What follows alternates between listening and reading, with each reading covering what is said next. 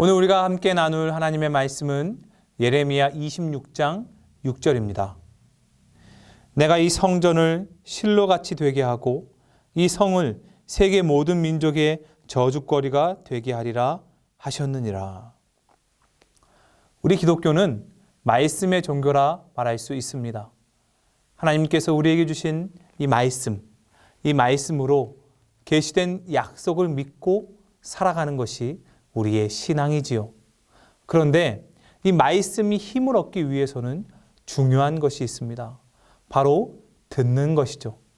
아무리 귀한 말씀이라 하더라도, 아무리 확실한 약속이라 하더라도 듣지 않으면, 듣고 순종하지 않으면 성립될 수 없기 때문입니다. 듣는 것은 참 중요합니다. 일단 듣지 않으면 위험합니다. 해수욕장에 가면 부표가 쳐져 있는 것을 보게 되는데요. 이 부표를 넘어가려고 하면 해안에서 구조대가 호각을 불거나 큰 소리로 경고합니다. 넘어가지 말라고 하는 것이죠. 만약 이 소리를 듣지 않고 넘어가면 어떻게 됩니까? 매우 위험해집니다. 또한 듣지 않는 것은 외롭습니다. 여러분 주변에 늘 자기 할 말만 하는 사람이 있다고 생각해 보세요. 가까이 하고 싶지 않을 것입니다. 남의 이야기를 듣지 않고 자기 목소리만 높이는 사람, 자기 마음대로만 하려는 사람은 결국 외로워질 수밖에 없습니다. 그리고 결정적으로 듣지 않으면 죽습니다. 하나님의 말씀을 우리가 듣지 않으면 우리의 영은 결국 멸망하게 되는 것이죠. 우리가 계속해서 예레미야의 말씀을 보고 있는데요. 하나님께서 예레미야를 통해 끊임없이 경고하시는 그 말씀도 결국은 내 말 좀 들으라 라는 것입니다. 오늘 본문만 봐도 그러한 표현이 등장하는데요. 26장 3절에 그들이 듣고 혹 돌아오리라. 4절에는 너희가 나를 순종하지 아니하며, 다시 말해 듣지 아니하며, 5절에는 나의 종 선지자들의 말을 듣지 아니하며, 이렇게 듣는 것과 관련된 말씀들이 연달아 나옵니다. 하나님께서는 도통 듣지 않는 이스라엘을 꾸짖고 계신 거예요. 그럼에도 불구하고 계속해서 말씀하십니다. 혹 들을까 하여. 무엇입니까?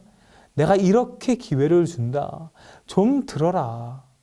들어야 회복이 일어나고 들어야 살기 때문입니다.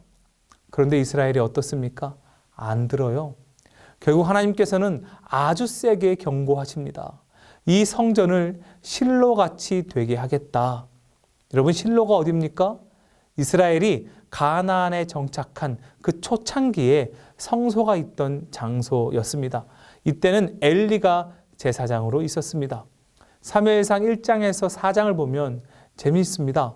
어린 사무엘은 하나님의 음성을 듣는데 제사장이었던 엘리는 하나님의 음성을 듣지 못합니다.